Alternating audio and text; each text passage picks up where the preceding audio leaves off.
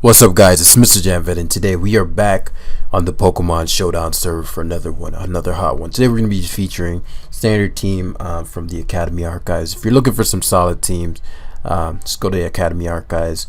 If you're new to the Academy, go to Academy Channels and click whatever tier you want to see the archives for, and that's how they pop up, because otherwise you won't be able to see it until you select a tier. So just go to OU. Solid stuff. So yeah, shout outs to Savoris. We're gonna get into this one. Okay, go ahead. And again, yep, this specs Aegis Slash. Our mission is to we won't be using as wonky teams for a little bit. Two reasons: as I improve, and I keep saying get back, but you just surprise. Really, I can surpass where I was prior. But at the bare minimum, get back to that level. It's not the best to bring a team like that can't beat like a Corviknight Clef, because it's so common and they're solid. And if the player plays well, then I'm just shooting myself in the foot from the beginning of the game. And so quite a few people had commented on that and PM'd me about it, saying probably should use some serious teams for a little bit. And I was like, you're right. And so here we are. In today's game, again, I'm not gonna be a long one, about 30 minutes. Have fun, bro. TM Nasty Plot, funny. Remember when Nasty Plot wasn't a TM. All right, so Aegis Slash, upon clicking Shadow Ball, is pretty hard to switch into. Obviously, it has one immunity in Braviary. Alternatively, I'd have to Flash Cannon. It doesn't pick up any OCOs. And he has 3 resists to that. So ideally, assuming it's not heavy duty boots, I'd want a situation where Braviary is it has Stealth Rocks. I have Stealth Rocks up, and then I can Shadow Ball spam versus, say, Mew, maybe Zeraora. Again, I'm specs, so this isn't the best matchup for this set, but I'll do my best. Zeraora, on the other hand, is quite problematic for my opponent. Outspeeds Vish. Do I have Plasma Fist? So I get that below a certain range. CC knock. Get that below a certain range. CC And so Zeraora, high value. DD KOMMO-O, very high value as well. I'd have to find out either what kind of Mew is or what kind of Dragapult he is. If neither of those are Scarf, I can just straight sweep after some damage on Dracovish. Sazbato guards against Dracovish and Bisharp to a degree, maybe even Zeraora. Clef is max for def, primarily for Dragapult is special, no other purpose, and Corviknight is nice. Nothing in particular, but it's just nice to have. It might be nice to throw it in on something. So I'm going to double down on these two. For me to do so, because a lot of my offensive options aren't that useful. Defensively, Sazbato is my main guy. I do not want for example, a Zeraora on lead.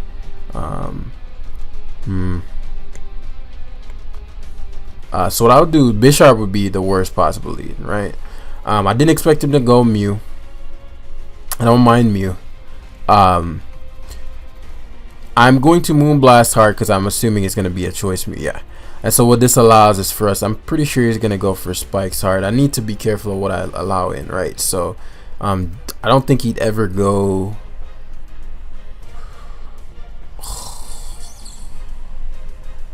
It's probably Defiant Braviary, but I don't see how he'd speed boost. So I'll Flash Cannon here on the odd chance. Yeah, like I disagree with the Braviary play, like completely. But we have to account for the off chance that the opponent does something like that. So now he's left with just rocks. He had 2 Defiant users. So now he gave me Braviary very early. And so now he actually can, because I'm pretty sure he's just going to taunt here, which allows, well, he was red card, right? And so I can Shadow Sneak. I can Shadow Ball again if I so choose. Question is, I definitely don't knock out Mew with knockoff. The Mew is in range of whatever I want, though. Which is the big upside of that. And so he's 2 mons down already, and I still have my my KOMMO-O to deal with the Bisharp potential. Now I can't defog very easily because Corviknight loses everything except Dragapult, and so I doubt that I'll be able to defog, but I don't think that's the biggest deal in the world. So I mean, Aegis Slash is nice.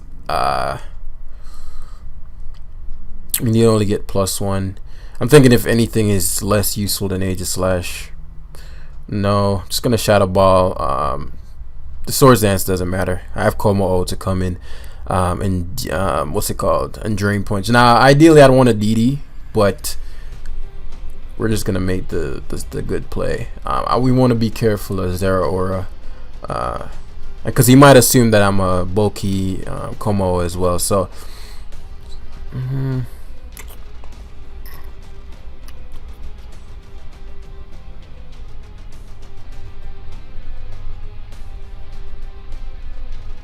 Yeah, Aegis Slash is less useful than Corvi.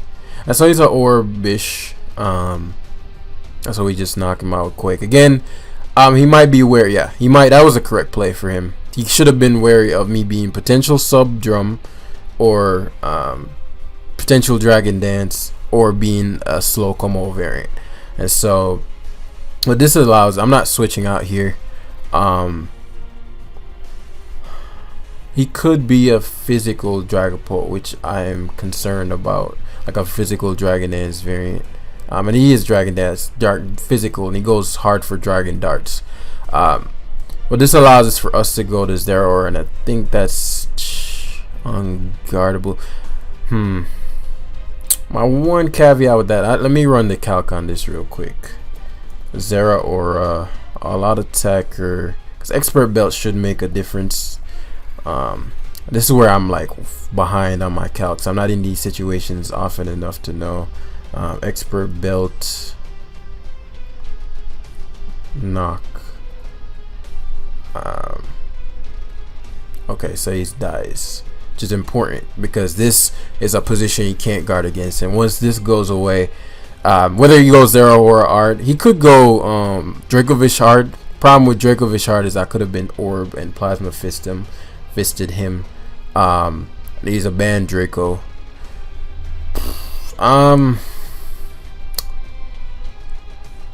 Just tough, right? Because we've confirmed. Well, we just need.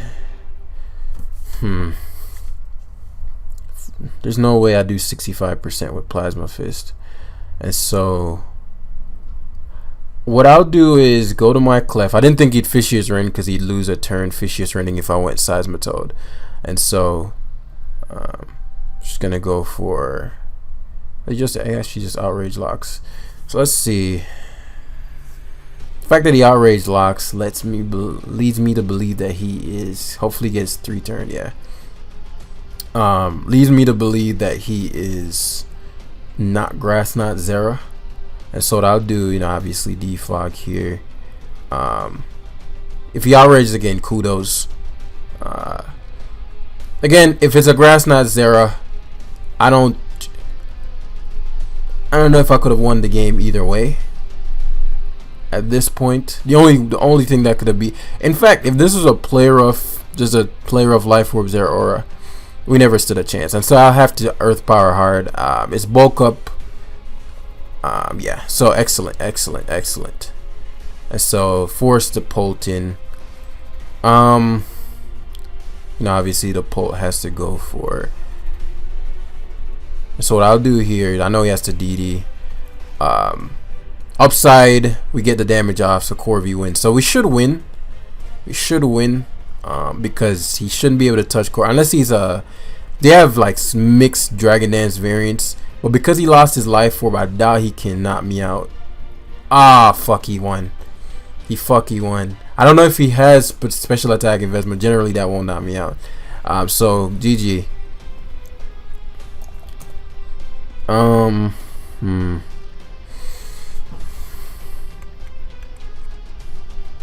was trying to think, was there a way to get around the. I didn't think he'd have. I guess they stopped running Phantom Force. With the Dragon Dance variant, sometimes I've only seen one mixed one. It was a one I used, so I don't know. Maybe that's just becoming a thing. But what I've seen is Steel Wing. Obviously Dragon Darts, and I've seen Phantom Force. I have seen one Fire Blast outside of the one I used. So in that case, well, it's hard to say what his other move was, because if it was Steel Wing, then saving Clef wouldn't have been better. But like going Seismitoad on Dracovich's outrage was never a play, and nor was sacking Zeraora. And I couldn't have Zeraora. Yeah, there were no other. I was trying to think of all the situations. I don't regret any of the decisions.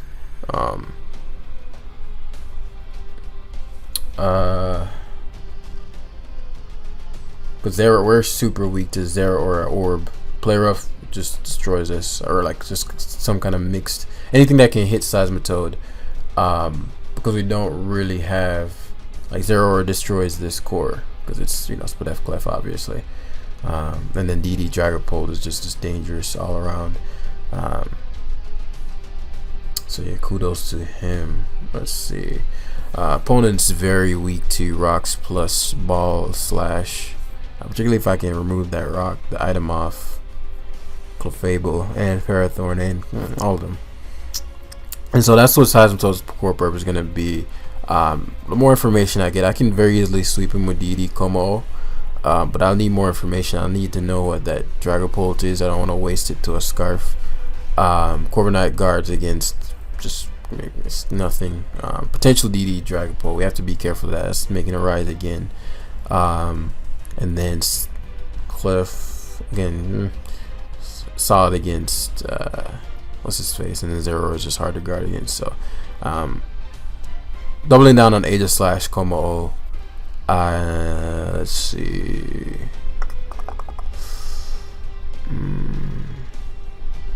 So what I'll do is start slow playing it early. I don't mind the Ferrothorn unless it's a power whip variant, then I mind. I don't have enough information about my opponent's skill nor his team, so I don't want to assume. And so what I'll do is go to Corviknight. This is gonna be longer because he led Ferrothorn, which is solid. And I say that because it's just very difficult for my team to do anything to the Ferrothorn. And so, well, what I can do is I'll give him Kless item. Ops or spikes, that's fine. Upside, so Leech Seed spike. He still hasn't shown if he has Leech Seed yet. I mean, and so we're gonna wish here as the Oster picks. Pex is an odd decision unless you're gonna double down on Bisharp.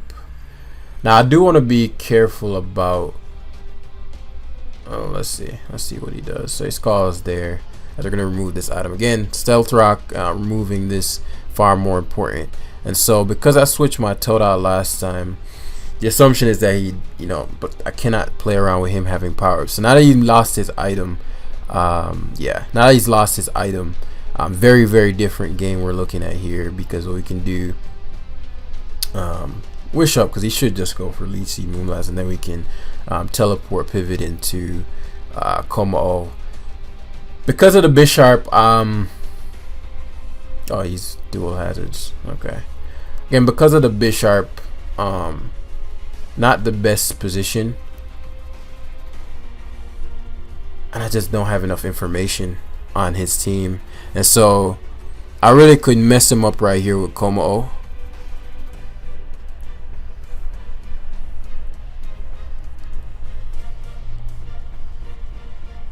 I know what I'll do. I'll use Corvi as the sacrificial lamb. He should go hard Bisharp here. The defog is like painfully obvious, but he goes Rotom, which I disagree with. Like, that was your Bisharp turn. But basically, I knew I was a Fizdef course, so I could take any hit from Bisharp, U-turn, pivot, KOMMO-O, and then KOMMO-O versus Bisharp is a situation I can deal with, because at that point, I just Earthquake, gauge the Earthquake damage, and then I'll Iron Head the Clef if that's the case. If it's Spdef damage, and if he goes hard, Toxic Base, that's looking like a 2-hit KO, well, I assume. And so, him going Rotom, very, very big downside as he overheats hard. The fact that he overheated there implies that he doesn't have Toxic. I mean, otherwise you could have double switched. But it implies that he doesn't have Toxic, and I'm gonna teleport to gain the momentum here. Now we're positioned with Aegis Slash. But remember, we're trying to slow play this. I don't have the information. If I go Aegis Slash on Clef, he protects, he's Spadef, he can stall me. And so I have two choices here. I could go to Zero or doubling down, or I could go to Seismitoad. I like Zero a bit more. I definitely like Zero or a bit more. What I can do here is Plasma Fist. If he opts for the Ferrothorn, I want to knock. I mean, I want to CC.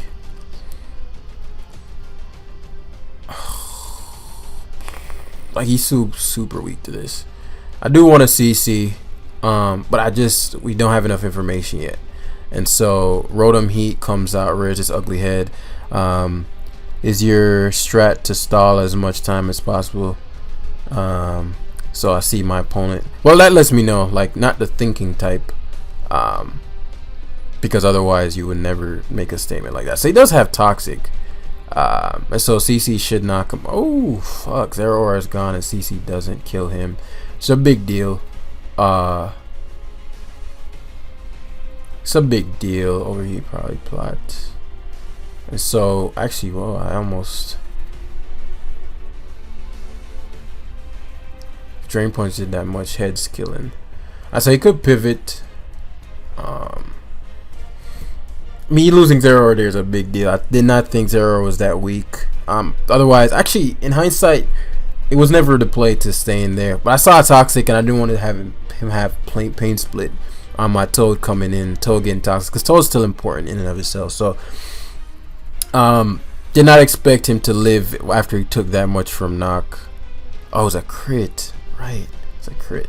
Still, he was never Toxic there. So Seismitoad forced to overheat, then pivot back to Zero on the Volt Switch / Toxic was a far better decision, because then at least he'd be at -1, you know.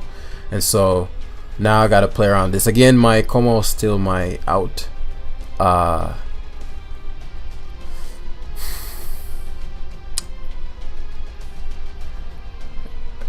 So there's the Pex, and we're gonna start doubling down here. So what I'm gunning for, unless he has T-Spike on this, what I'm gunning for here is a situation where KOMMO-O is in. It seems like the Ferrothorn, so he has T-Spikes, which blows. I can win even with T-Spikes up, but you know, it still blows. Let me see how much KOMMO-O does to KOMMO-O. How the fuck do you spell this shit? There we go. Where the fuck is this at? Is this all we got? It's crazy. What's the timer? +1 life orb. So let's Earth Power here. Z-Sax Heat. Yeah, we're gonna have to angle this in a way where it's like, okay, well, you know, I know what you can't deal with, and we're gonna have to find out what his other mons are. So spikes. So we're gonna teleport here.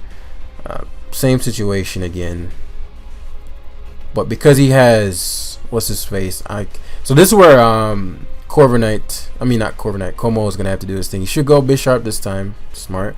And so now I'll take the knock, force the U-turn, and get the KOMMO-O in. And so now you're in a position where, well, what do you go to, you know? So I don't feel comfortable Dragon Dancing here.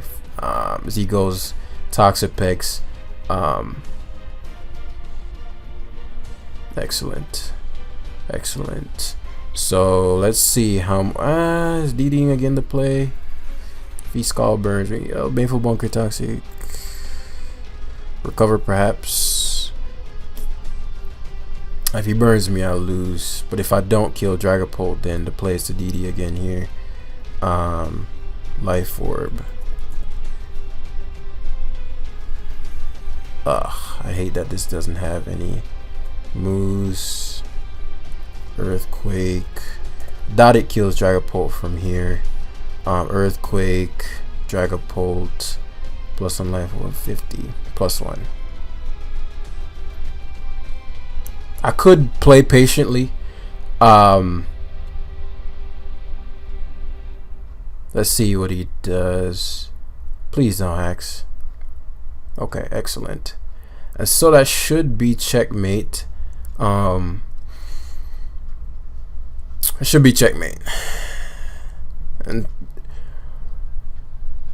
I don't want to play like, so really in hindsight, playing around, I know he's super tight, playing around with, I'm gonna grab one last one, playing around with the burn there, I could have played a longer game and moved around the burn.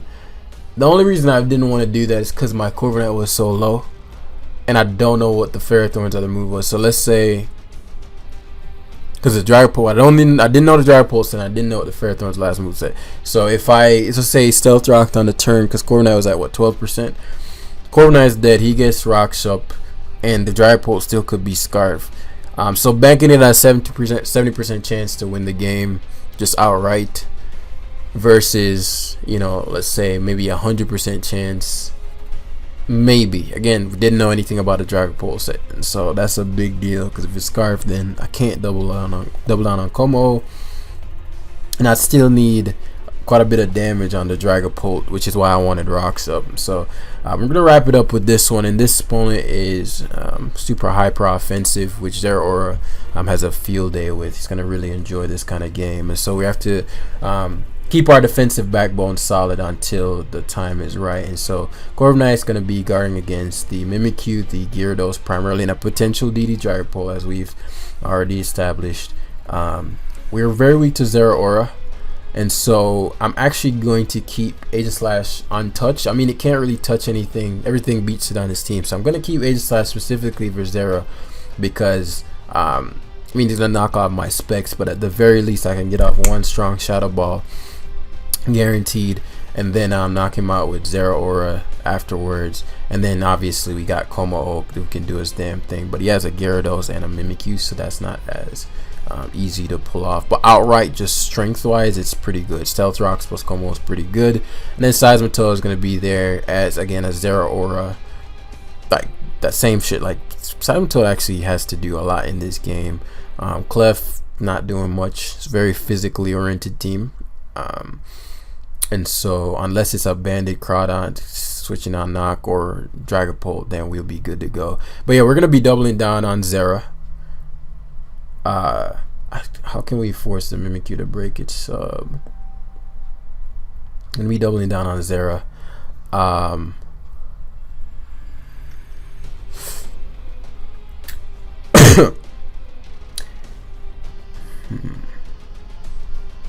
For me to do so, I'll need Rocks. I know he's gonna lead Tarak. So ideal situation to minimize as much damage as possible is to Scald twice, because you're gonna taunt, right? So Seismitoad doesn't take any damage here, and if I burned him, it would be even better. So now he has to go to something that forces my Toad out. Otherwise, I'm gonna get to Scald. Clef, again, weak link, and right now Zeraora, again, just dangerous. And so, like for example, right here we're talking about, you know, potential Banded Crawdon. Like, so for example, right here, Seismitoad is far more important than Clef. Let me see. Maybe KOMMO is a play here. KOMMO isn't sweeping. Natural bulk takes. I'm actually going to, just because Dragapult can be problematic, Swords Dance there was never ever the play. Ever the play. Unless you're Sash, which Crawdon never is. Never ever Swords Dance there, unless you think I'm defensive, but even then you were just willing to give up your Crawdon. So, you know, it was just like, it was just never the play there. You get something out of the turn with the knock.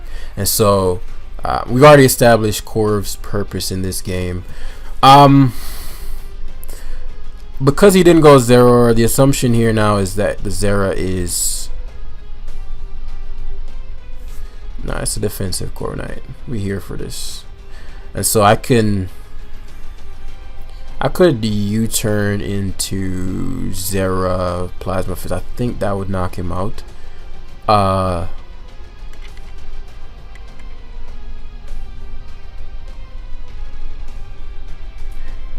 also pretty sure I take two of these, right? And he's Orb. Okay, good. I gotta position myself well versus Gira. That could be problematic.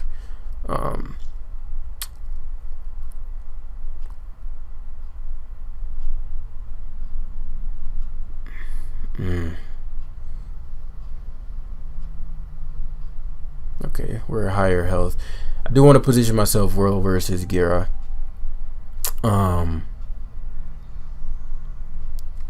He's doing 48.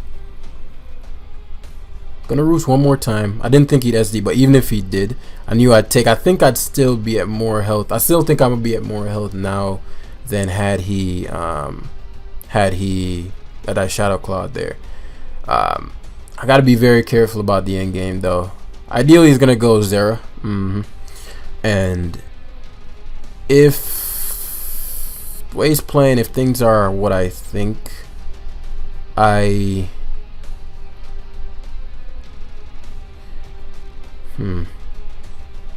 let's U-turn to see if he's like bulk up. So he's Calm Mind, So that's, you know, obviously Grass Knot, Focus Blast, such and such. But yeah, basically the situation I want is one where the Gyarados doesn't just get to come in and do its whatever the fuck it wants, you know.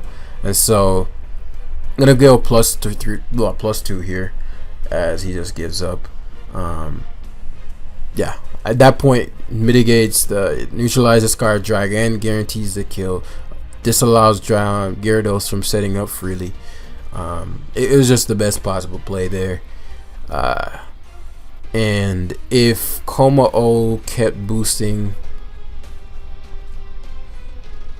because Zeraora still outspeeds, what I could have done actually instead, no, right there was the correct turn. That was a correct play, because what I was thinking was, well, you know, if he went Gira, but Zero outspeeds Gira after +1, so what I'd have to do is the turn that he went to, even that could backfire, but you know, it'd have to depend on if he was sub or not. So on the turn he went to Gyarados, I don't think he'd ever sub versus a +1 life for KOMMO-O. So if he was, like, say, if he was not Intimidate, then I'd just attack him. No, I'd just boost again, because if he bounces, he loses to Zeraora, because he never get to boost. So I just DD again. Yeah, I think I was straight. I don't think there were any outs there, but you still want to be careful, as we learned in the first game with the Gyro Pulse. So that's where we're gonna end it for today. I have tons of things to do today, and so again, recorded this early. It's fun life. Thanks for watching, and I'll see you guys tomorrow. Peace.